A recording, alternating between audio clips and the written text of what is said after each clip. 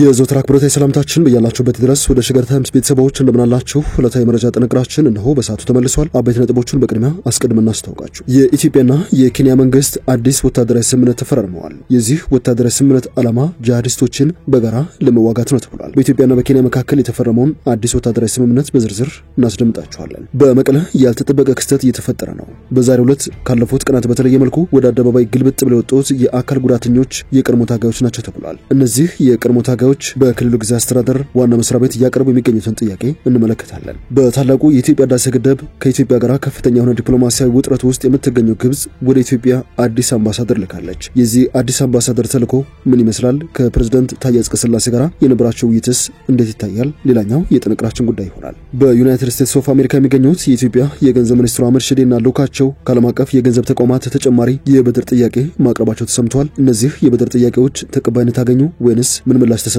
በጥንቅራችን የምንመለከተው ሌላኛው ጉዳያችን ይሆናል። እንደተለመደው የሰማችሁን አብራችሁን ቆዩ። የቻናላችን የዘወትር አክብሮታዊ ግብዣ ነው። ወደ ቀዳሚ ጉዳያችን እናምራ።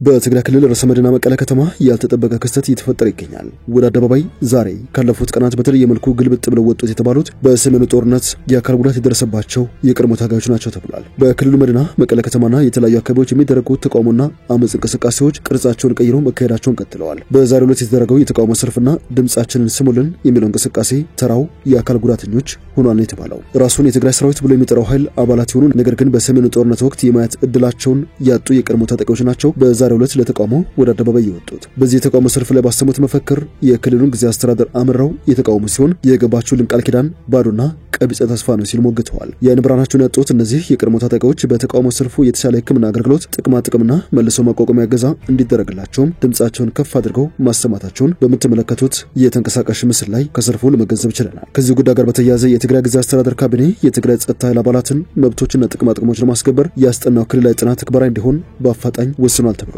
ካቢኔው ጉዳዩ የሚመለከታቸው አካላት የጸጥታ ኃይሉን አባላት መብቶችና ጥቅሞች ለማስከበር የተረቀቀው ደንብ ተግባራዊ እንዲሆን የሚያስችል መመሪያዎችን እንዲያወጡ መወሰኑን የጊዜያዊ አስተዳደሩ ኮሚኒኬሽን ቢሮ አስታውቋል። ይህ በእንዲህ እንዳለ የውዝፍ ደሞዝና ጥቅም ያነሱ የቀድሞ ተዋጊዎች ትላንትም ከመቀለ ወደ ውቅሮና አዲግራት እንደዚሁም ከመቀለ ወደ መሆንና ራያ አላማጣ ከተሞች የሚወስዱ መንገዶችን ዘግተው እንደነበረ የክልሉ የዜና ምንጮች ዘግበዋል። ለሶስተኛ ቀናት በቀጠለው የትላንቱ በአራት አቅጣጫ የተዘጋው መንገድ ሁለቱ ከምስራቃዊና ደቡባዊ ዞኖች ወደ መቀለ ከተማ የሚወስደው ነው። በከተማዋ 35ና በ100 ኪሎ ሜትር ርቀት ላይ በአጉላና በመሆኒ የተዘጉ ነበሩ። ሶስተኛው ከእንዳባጉና ወደ ሽረ እንዳስላሴ ከተማ የሚያስገባ ሲሆን አራተኛው ደግሞ ከአድዋ ወደ አዲግራት ከተማ በሚወስደው መንገድ ሴሮ የተባለው አካባቢ ነበረ። በትናንትናው ዕለት ቀኑ ሙሉ ተዘግቶ የነበረው መንገድ ከሰዓት 9 ሰዓት ከአረባ አካባቢ መከፈቱ ተሰምቷል። የአካባቢው አስተዳዳሪዎች መንገዱን የዘጉት የትግራይ አባላት ለማነጋገር ጥረት ቢያደርጉም ከክልሉ ፕሬዝዳንት ለተላከ አመራር ካልሆነ ለሚዲያ የሚሆን ለአካባቢው አስተዳዳሪዎች ቃላችንን ለመስጠት ፈቃደኛ አይደለንም በማለት መከልከላቸውም ተሰምተዋል። በዚሁ ቃላቸው ጸንተው በግራና በቀኝ የተጓዙ መኪኖች በማቆም በርካታ ተጓዦችን ለእንግልት አጋልጧቸው እንደነበር ነው ለማወቅ የተቻለው። ወደ መቀለና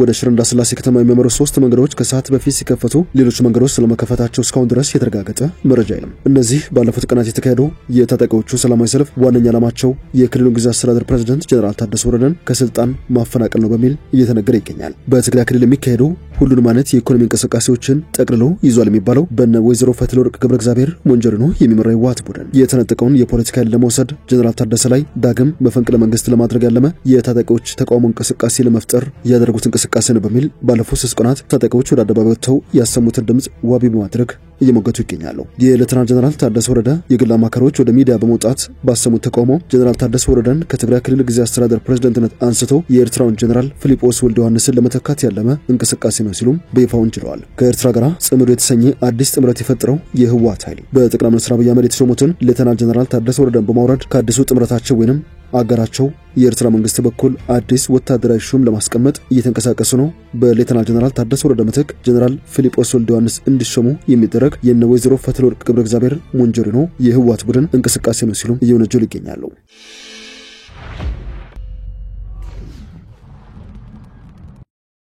የዕለቱ የመረጃ ጥንቅራችን እንደቀጠለ ነው።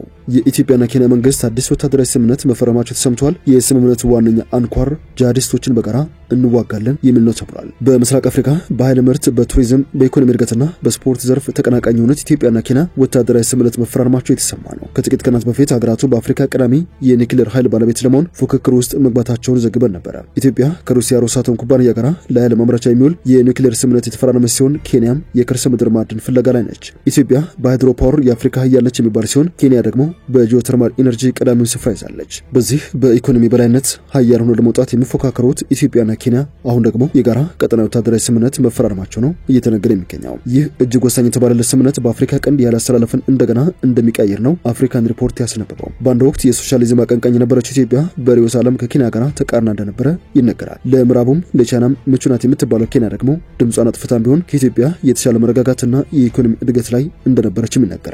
ከጥቂት ቀናት በፊት ተፈርሟል በተባለው የኢትዮጵያና የኬንያ ወታደራዊ ስምምነት በሶማሊያ ጂሃዲስቶችን በጋራ ለመዋጋት ሀገራቱ ወስኗል የተባለ ሲሆን በምስራቅ አፍሪካ የጋራ ወታደራዊ ኢላማ ይኖረናል ባይ ናቸው። አዲስ አበባና ናይሮቢ በጁባላንድ እጃቸው ረዝሟል የተባለ ሲሆን ሞቃዲሾ በጌዶ ክልል ትይዩ የሆነ የጁባላንድ አስተዳደር ለመመስረት እየተንቀሳቀሰች በምትገኝበት ወቅት የተደረገ ሲሆን ይህንን የሶማሊያን ውሳኔ ኢትዮጵያና ኬንያ ተቃውሞታል የተባለው።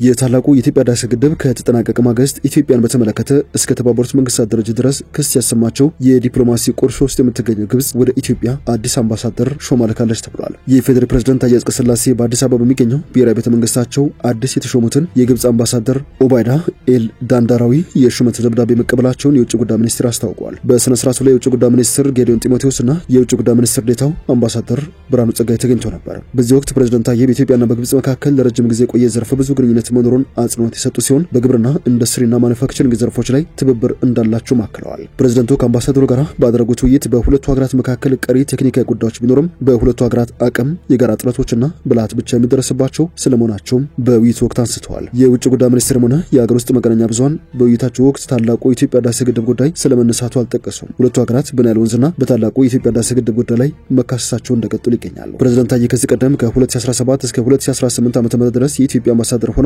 በግብጽ ማገልገላቸው የሚታወቅ ነው። ከዚህ ውጪ ፕሬዝዳንቱ የግብጽ አምባሳደርን ጨምሮ በኢትዮጵያ አዲስ የተሾሙ የ14 ሀገራት አምባሳደሮችን የሹመት ደብዳቤ በብሔራዊ ቤተ መንግስት ተቀብለዋል። ለፕሬዝዳንቱ የሹመት ደብዳቤያቸውን ያቀረቡት የሞሪታኒያ፣ ካዛኪስታን፣ ቫቲካን፣ ባንግላዴሽ፣ አረብ ሊግ፣ ኢንዶኔዥያ፣ ሰርቢያ፣ የስዊድን፣ ካናዳ፣ ስዊዘርላንድ፣ ግብጽ፣ የሰርማኒኖና የቱርክሜኒስታን አምባሳደሮች ይገኙበታል። በዓለም ባንክና በዓለም የገንዘብ ድርጅት ዓመታዊ ስብሰባ እየተሳተፉ የሚገኙት የገንዘብ ሚኒስትሩ አህመድ ሺዴ ተጨማሪ የብድር ጥያቄ አቅርበዋል ተብሏል። ከጥቅምት 3 ጀምሮ በአሜሪካ ዋሽንግተን ዲሲ የተካሄደ በሚገኘው ዓመታዊ ስብሰባ የገንዘብ ሚኒስትሩ የብሔራዊ ባንክ ገዢ እዩብ ተካልኝ፣ የጠቅላይ ሚኒስትሩ ከፍተኛ አማካሪ አቶ ተክለወልድ አጥናፉና ሌሎች ከፍተኛ መንግስት የሥራ ኃላፊዎች ተገኝተዋል። የገንዘብ ሚኒስትሩ አህመድ ሺዴና ልኡካቸው ከዓለም ባንክ ምስራቅና ደቡብ አፍሪካ ምክትል ፕሬዝዳንት ኒዳያ ሚዳፕ ጋር ባደረጉት ስብሰባ ሚኒስትሩ በግብርና ምርታማነት፣ በኢነርጂ፣ በሰው ሀብት ልማት፣ በቀጠና ትስስርና መሰረተ ልማት ከፍ ያለ የፋይናንስ ድጋፍ እንደሚያስፈልግ መጠየቃቸውን የሚኒስትር መስሪያ ቤቱ በድረገጹ ላይ ይፋ አድርገዋል። አቶ አህመድ ሺዴ የዓለም ባንክ ላደረገው ከፍተኛ ቴክኒካዊና የፋይናንስ ድጋፍ እንዳመሰገኑ መንግስት እያካሄዳቸው ያሉ ድሃ ተኮር ሪፎርሞችን በተመለከተ ማብራራታቸውንና ሪፎርምን ለማስቀጠል የዓለም ባንክ ቀጣይነት ያለው ድጋፍ አስፈላጊ መሆኑን አጽንኦት መስጠታቸውን አክለዋል። የዓለም ባንክ የምስራቅና ደቡብ አፍሪካ ምክትል ፕሬዝዳንት በበኩላቸው በኢትዮጵያ ለኃይል ማስፋፊያ፣ ለአነስተኛ አርሶ አደሮች ምርታማነት፣ ፋይናንስና ትስስር ለመጨመር ጥራት ያለው የሰው ኃይል ወደ ስራ እንዲገባ፣ አነስተኛ አምራቾችን ለመደገፍ ስራዎች ይከናወናሉ ማለታቸውን የተገለጸው የኢትዮጵያ ልዑክ ከዚህ ዓመታዊ ስብሰባ ጎን ለጎን ከአይኤምኤፍ ምክትል ዳይሬክተር ኒጌል ክላርክ ጋር መወያየቱን ሚኒስትሩ አስታውቋል። የገንዘብ ሚኒስትሩ የኢትዮጵያን ሪፎርም ሂደት ሲያብራሩ ቁልፍ ስኬቶች መገኘታቸውን፣ የዋጋ ግሽበት መሰረታዊ በሚባል ደረጃ መቀነሱን፣ ከውጭ ንግድ የሚገኝ ገቢ መጨመሩን፣ በተለይም በወርቅ የሀገሪቱ የገቢ ህዳግ ከፍ ማለቱንና በኢትዮጵያ ያለው የቢዝነስ ምህዳር መሻሻል ማምጣቱን አስረድቷል ተብሏል። አቶ አህመድ የሪፎርም ሂደት ከፍተኛ የፋይናንስ ፍላጎት ማሳየቱን ጠቅሰው በዝቅተኛ ወለድ የሚወሰድና የአፍሪካ ትልቁን ኢኮኖሚ የሚመጥን ተጨማሪ ፋይናንስ ገንዘብ እንደሚያስፈልግ መጠየቃቸው ነው የተሰማው።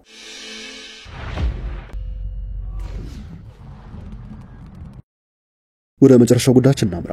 አፍጋኒስታንና ፓኪስታን ለዓመታት በድንበር ላይ የተከሰቱትን አስከፊ ግጭቶች ተከትሎ ለ48 ሰዓታት የሚቆይ የተኩስ አቁም ስምምነት አድርገዋል። ሁለቱ ሀገራት ለዓመታት በዘለቀው ደም አፋሳሽ ግጭት በደርዘን የሚቆጠሩ ዜጎች የሞቱባቸው ሲሆን ከሁለቱም ወገኖች መፈናቀላቸውን ተከትሎ ለ2 ቀናት የሚቆይ የተኩስ አቁም ስምምነት ተግባራዊ አድርገዋል። የጊዜያዊ ስምምነት ለአንድ ሳምንት ተባብሶ የቀጠለውን ብጥብጥ ተከትሎ እየተደረገ ስለመሆኑም ተናግረዋል። የ48 ሰዓታት እርቀ ሰላም ተግባራዊነቱ የተጀመረ ሲሆን ፓኪስታን የተኩስ አቁም የቆይታ ጊዜውን አረጋግጣለች። በዚህ ጊዜ ውስጥም ሁለቱ ወገኖች ገንቢ ውይይት በማድረግ አዎንታዊ መፍትሄ ለማግኘት በቅንነት ይጥራሉ ተብሏል። ወደ ሸገር ታይምስ ቤተሰቦች የመረጃ ጥንቅራችን አበቃ። ስላደመጣችሁን አመሰግነን። በያላችሁበት ሰናይ ጊዜ